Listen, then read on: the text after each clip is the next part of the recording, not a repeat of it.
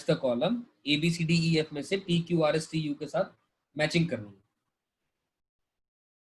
तो ठीक है, मैं जरूरी नहीं ये सारे कराऊंगा, यहाँ पर मैं कुछ करा देता हूँ और कुछ आपके लिए छोड़ दूंगा, वो आप अपने आप खुद अटेम्प्ट करेंगे। ठीक है, चलिए। तो बिल्कुल ये छोटी छोटी सी बातें लिखी गई हैं। जैसे ए पार्ट की मैं बात करूं, ये लिखा है greatest integer of x square is greater then 3। ठीक है, अब एक काम करते हैं, इस बात को समझने के लिए ना मैं एक छोटा सा और एग्जांपल लेता हूं आपके लिए। मैं इनफैक्ट यही रेज करता हूं, पहले एक छोटी सी बात आपके साथ शेयर करता हूं ताकि आप मेरी बात और बहुत बहुत अच्छे से समझें।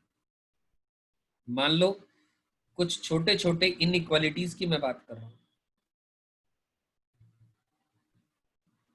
ये इनइक्वालिटीज पढ़ने के बाद आपके लिए क्वेश्चन बहुत आसान हो जाएगा, specially relevant to the inequality part. जैसे कि मान लीजिए मैंने लिखा, पहली बात लिख दी, greatest integer of x square, greatest integer of x square is greater than equal to 4। ठीक, एक क्वेश्चन। दूसरा क्वेश्चन, मान लो मैंने लिखा greatest integer of x square is less than और इक्वल टू 3। तीसरा क्वेश्चन लिखा मैंने, आप ये मान लो, जैसे कि ये लिख दिया, ग्रेटेस्ट इंटीजर एक्स का स्क्वायर इज ग्रेटर देन 4। ठीक है, और फोर्थ क्वेश्चन, ये तो सिंपल है, greatest integer x equal to 2। और हमने क्या करना है, क्वेश्चन है solve for x. Solve for x, मुझे एक्स का वैल्यू निकालनी है, कहां से कहां तक आएगी। ठीक है ना, तो इसी तरीके का कुछ क्वेश्चन है ए पार्ट के अंदर में, ध्यान से देखिए, बट कुछ चीजें छूट ना जाए इसीलिए मैंने सारे केसेस ले लिए यहाँ पर आपके। तो let me discuss these questions one by one. So let us talk about the question number 1। ये लिखा है greatest integer of x square is greater than और इक्वल टू 4, और ये रिप्रेजेंट कर रहा है GIF, this needs to be mention. ये कर दिया मैंने। अब greatest integer of x square 4 या 4 से बड़ा आ रहा है। आप एक मिनट के लिए भूल जाओ कि ग्रेटेस्ट इंटीजर के अंदर में एक्स स्क्वायर दिया हुआ, एक मिनट के लिए भूल जाइए इस बात को। आप सिंपल देखो, जरा सिंपल ध्यान दो कि पुट कर दो आप एक्स स्क्वायर को टी, एक मिनट के लिए पुट कर दिया आपने एक्स स्क्वायर को इक्वल टू टी। ठीक है, तो ध्यान से देखो, ये लिखा हुआ है greatest integer of T is greater than और इक्वल टू 4।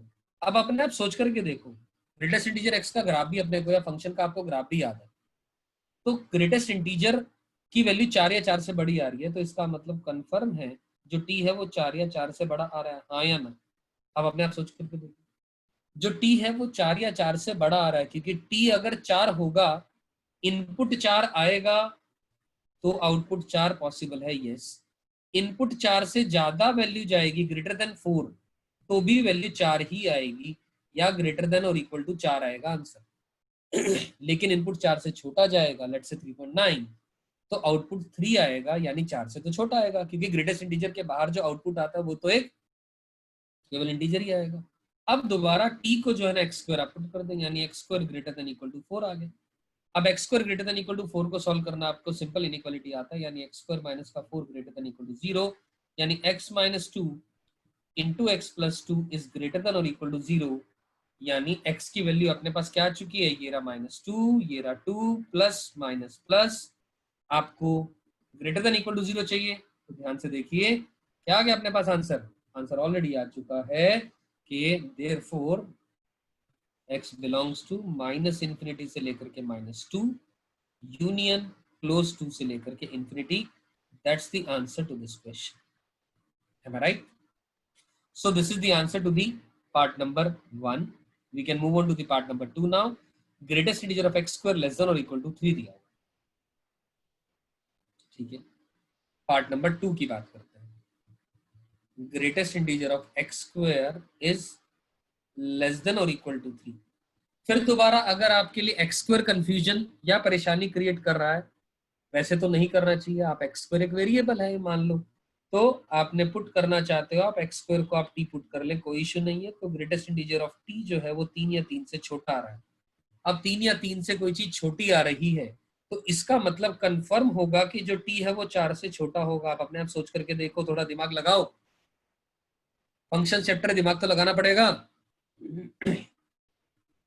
टी की वैल्यू 4 से छोटी होगी, क्योंकि टी, बिकॉज इफ टी की वैल्यू अगर 3.9 भी आएगी तो ग्रेटेस्ट इंटीजर ऑफ 3.9 भी तो 3 ही आएगा, लेकिन if t is equal to 4 आ जाएगा तो उसका जो ग्रेटेस्ट इंटीजर है वो 4 आ जाएगा, इनइक्वालिटी गलत हो जाएगी।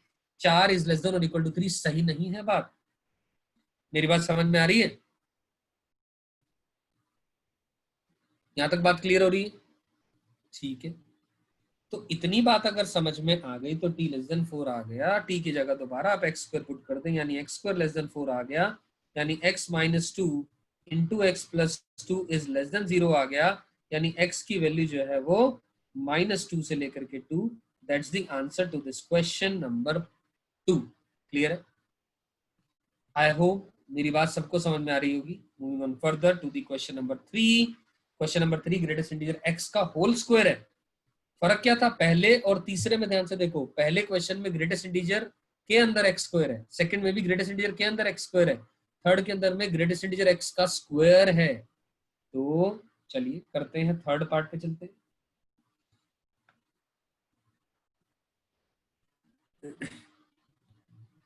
ग्रेटेस्ट इंटीजर एक्स का जो स्क्वायर है वो 4 से बड़ा होना चाहिए। ठीक है, फिर दोबारा ये एक वेरिएबल है और ग्रेटेस्ट इंटीजर फंक्शन का नेचर थोड़ा डिफरेंट होता है सिंपल एक्स के मुकाबले। तो आप एक काम कर लें, पुट कर लें ग्रेटेस्ट इंटीजर एक्स को equal to t let's say, ये लिखा है t square is greater than 4।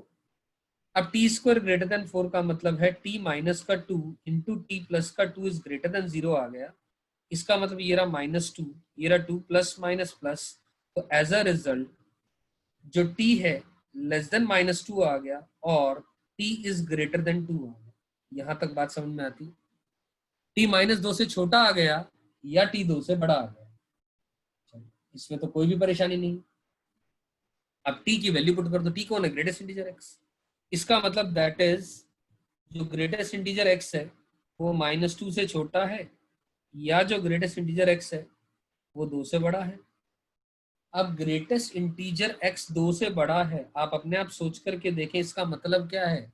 Greatest integer x के बाहर हमेशा वैल्यू एक इंटीजर ही आएगी, तो 2 से बड़ा कब आएगा? ये ग्रेटेस्ट इंटीजर x 2 से बड़ा कब आएगा? जब कंफर्म है x 3 या 3 से बड़ा होगा, क्योंकि x अगर 3 भी होगा तो भी ग्रेटेस्ट इंटीजर x 3 ही आएगा, तभी 3 2 से बड़ा होगा। लेकिन अगर x की वैल्यू 2.9 भी हो गई तो उसका भी ग्रेटेस्ट इंटीजर 2 ही होगा, और 2 ग्रेटर देन 2 गलत होती है बात, x greater than equal to 3 आ गया। और अब इसकी बात करें, greatest integer x less than -2 आ गया। अब ग्रेटेस्ट इंटीजर x -2 से छोटा है। अब ग्रेटेस्ट इंटीजर x -2 से छोटा है, इसका मतलब क्या है? सोच के देखो, कैन आई श्योरली से इसका मतलब x लेस देन -2 होगा? अपने आप सोच के देखिए, दिमाग लगाइए भैया, थोड़ा सा तो भेजा लगाना पड़ेगा।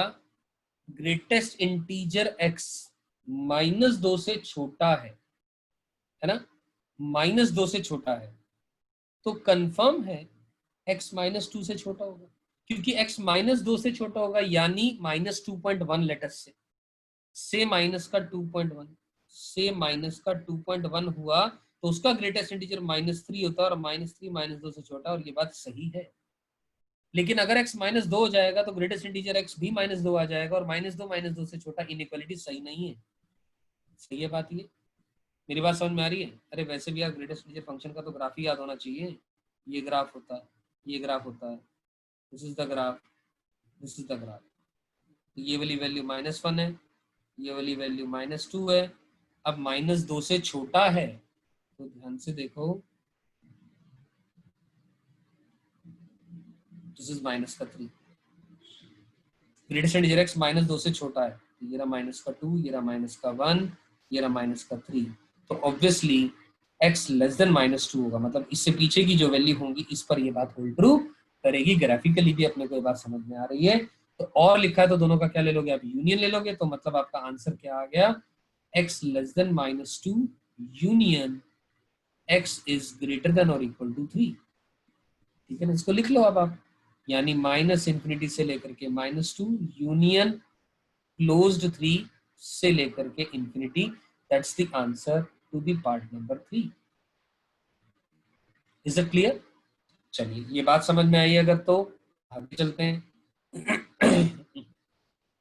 आगे चले। अब फोर्थ पार्ट बिल्कुल ही आसान है। Greatest integer x equal to 2 दिया हुआ है, greatest integer x equal to 2 दिया है, तो यार ये तो बात अंडरस्टूड है।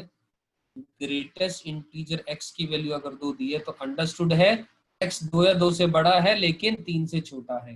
या फिर हम इसको ऐसा भी लिख दें, x बिलोंग्स टू क्लोज्ड 2 से लेकर के open 3, that's the answer to this question. You getting my point? Is it clear to all of you? आ रही है बात समझ में? चलिए, बहुत ही बढ़िया। तो ये थे 4 पार्ट जो मैंने आपके साथ डिस्कस करे, और मैं उम्मीद कर रहा हूं इससे इनइक्वालिटीज का कॉन्सेप्ट आपका बहुत अच्छे से समझ में आ गया होगा। तो अब अगर हम बात करें, ध्यान से देखो, greatest integer x square greater then 3 लिखा है।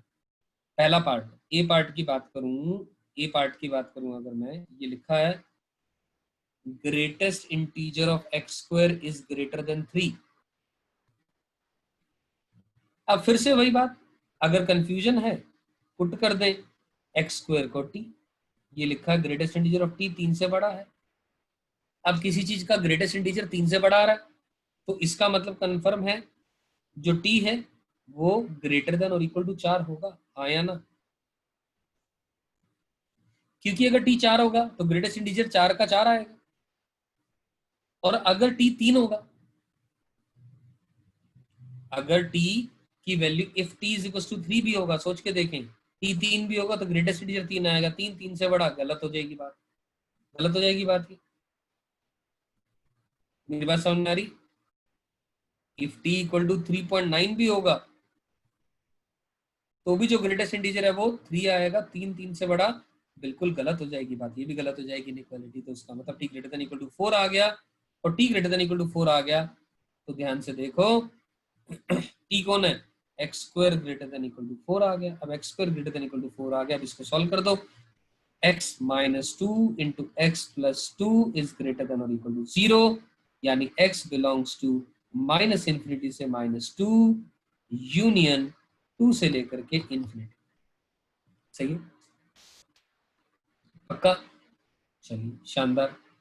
अगर यहां तक अपने को बात समझ में आ रही है तो ठीक है। अगला क्वेश्चन देखें। अब इसमें हमने क्या निकाल लिया? माइनस इंफिनिटी से माइनस 2 यूनियन 2 से लेकर के इंफिनिटी, ये निकाल लिया। ठीक है ना? माइनस इंफिनिटी से माइनस 2 यूनियन 2 से इंफिनिटी। अब कौन सा ऑप्शन आ जाता है?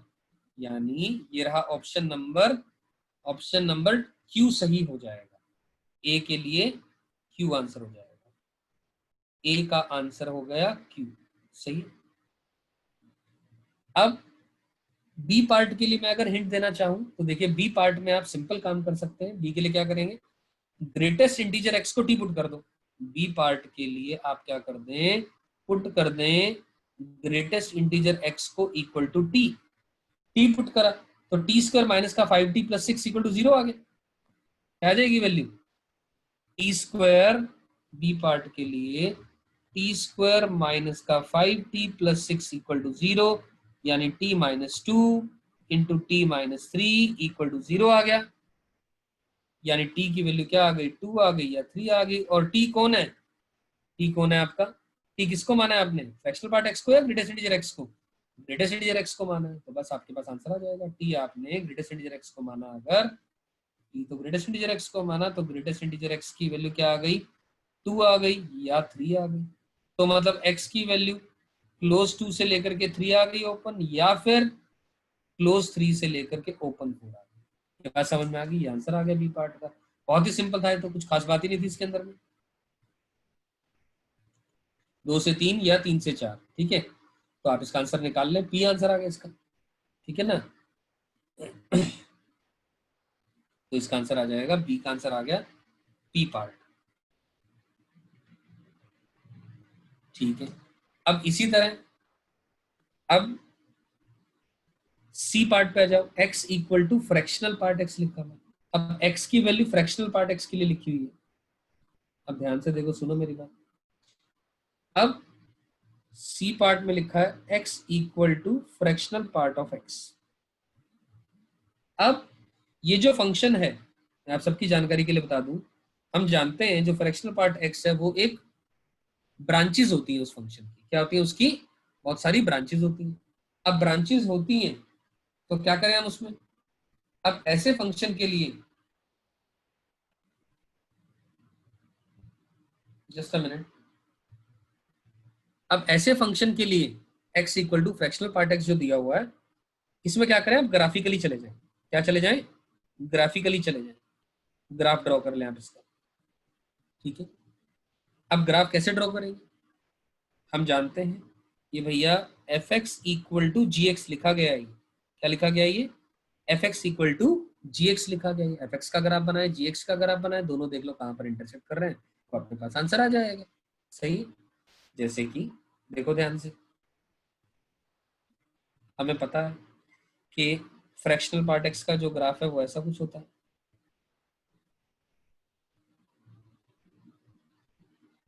Right? We know this fact.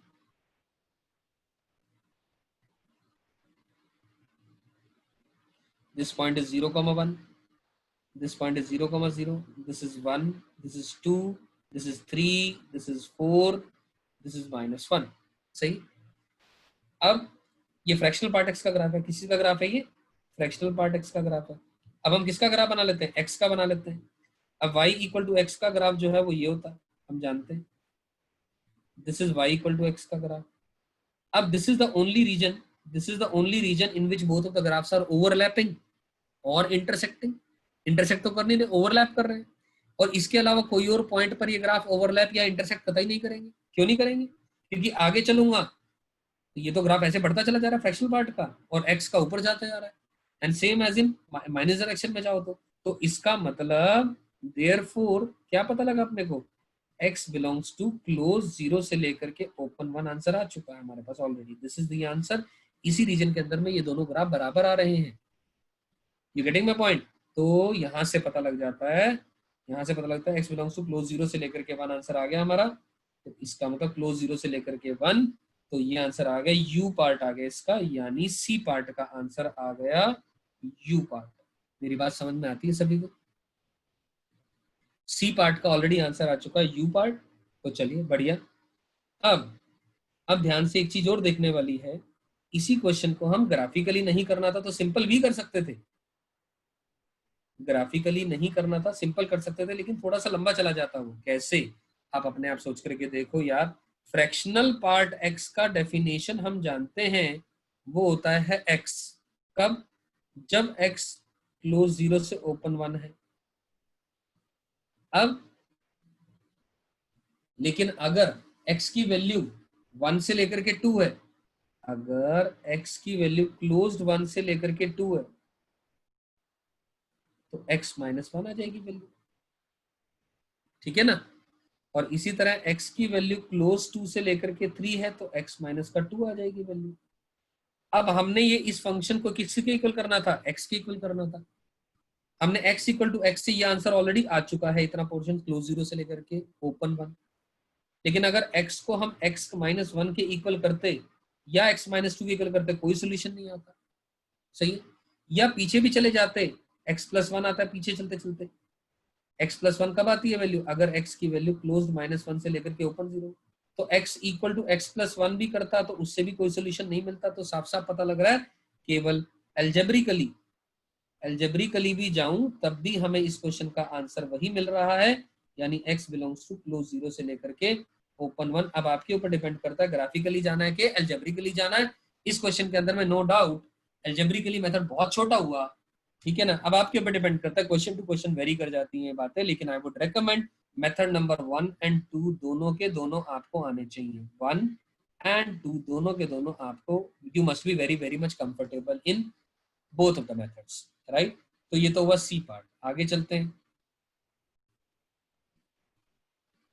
अब डी पार्ट में देखिए, fractional part x is equal to greatest integer x लिखा हुआ है। फ्रैक्शनल पार्ट x की वैल्यू जो है वो ग्रेटेस्ट इंटीजर x की तो लिख रखी है। Just a minute. अब डी पार्ट की बात करूं, फ्रैक्शनल पार्ट x जो है वो ग्रेटेस्ट इंटीजर x के को लिखा हुआ है। अब फिर दोबारा इस क्वेश्चन को करने के दो तरीके हैं। कौन से दो? या तो ग्राफिकल तरीका, मेथड नंबर 1 ग्राफ मेथड, और method number 2 is the algebraical method. अब ग्राफिकली अगर मैं जाना चाहूँ तो ध्यान से देखो, हम जानते हैं ये ग्रेटेस्ट इंटीजर एक्स का ग्राफ बना लिया हमने,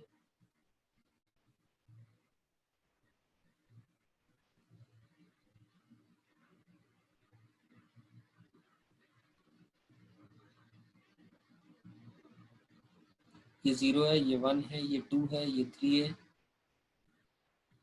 this is -1, this is -2, this is also -1, and this corresponding value is -2, and this is -5। ठीक है।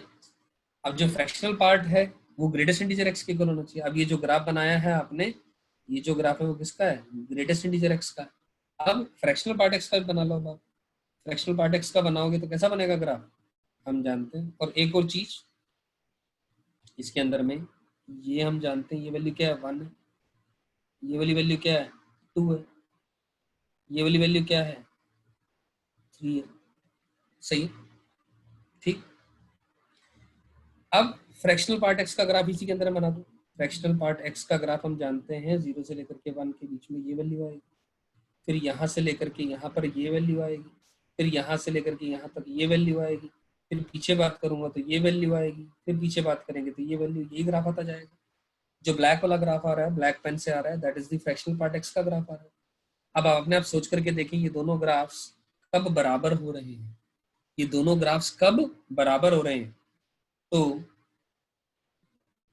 सोच करके देखें, केवल और केवल कहां पर आ रही है वैल्यू आती है?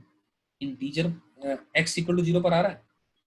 x equal to 0, x equal to 0 पर दोनों ही ग्राफ 0 आ रहे हैं। यस, बिल्कुल सही है बात, ठीक। और अब x इक्वल टू 1 पर बात करें, अब आप ध्यान से देखो, 1 पर बात करें तो ये वैल्यू 0 आ रही है, और 1 पर ये बात करें ये वैल्यू 0 नहीं आ रही है। तो ओनली x इक्वल टू 0 तो आंसर आ रहा है इसका, और कोई आंसर ही नहीं आ रहा है इसका, क्योंकि केवल यहीं पर ही मैच हो रहा है। क्योंकि ये वाला जो ग्राफ आ रहा है, कौन सा? फ्रैक्शनल पार्ट एक्स का, वो तो ये ग्राफ है, ठीक है।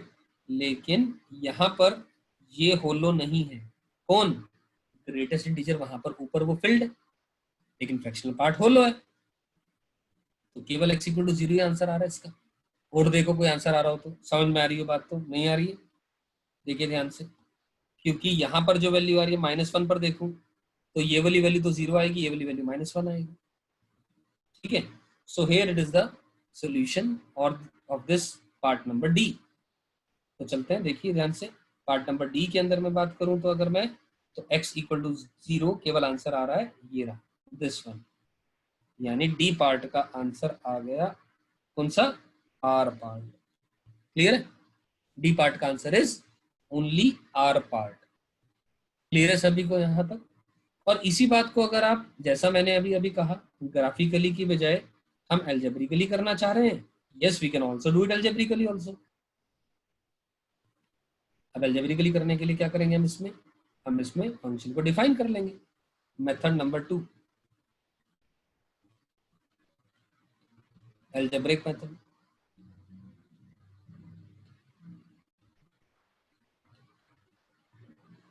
अब मेथड नंबर 2 क्या आ जाएगा? फ्रैक्शनल पार्ट एक्स हम जान रहे हैं किसके इक्वल चाहिए हमें? ग्रेटेस्ट इंटीजर एक्स के इक्वल चाहिए।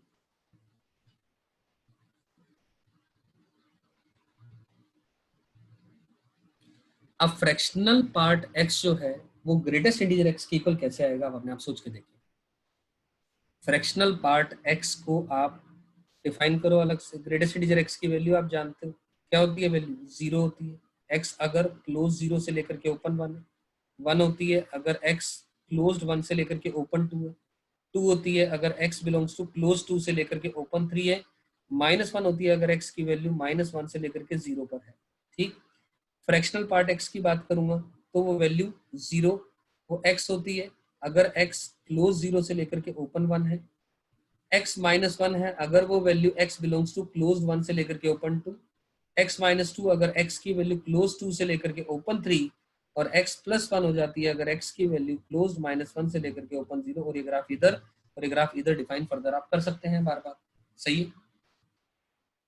अब भैया आप ध्यान से देखें, केवल यही वाला रीजन ही तो आ रहा है, यहाँ पर ये 0 आ रहा है और यहाँ पर x की वैल्यू ये भी 0 आ जाएगी। एल्स अपार्ट मान लो x को 1 से 2 में, 1 से 2 के रीजन में आप इसको सॉल्व करना चाहें और इसको सॉल्व करना चाहें, तो x माइनस 1 को अगर आपने 1 इक्वल किया इसी रीजन में, इसका 1 से 2, इसका 1 से 2 में अगर इसको सॉल्व किया, x minus 1 is equal to 1 आ रहा है, तो x की वैल्यू 2 आ जा रही है, और x इक्वल टू 2 तो हमारी डोमेन में ही नहीं था इस रीजन के अंदर में, यहाँ पर तो 2 पर तो ओपन आ रहा है, तो ये दोनों का आंसर क्या आ गया, नो सॉल्यूशन आ गया। आंसर क्या आ गया, नो सॉल्यूशन।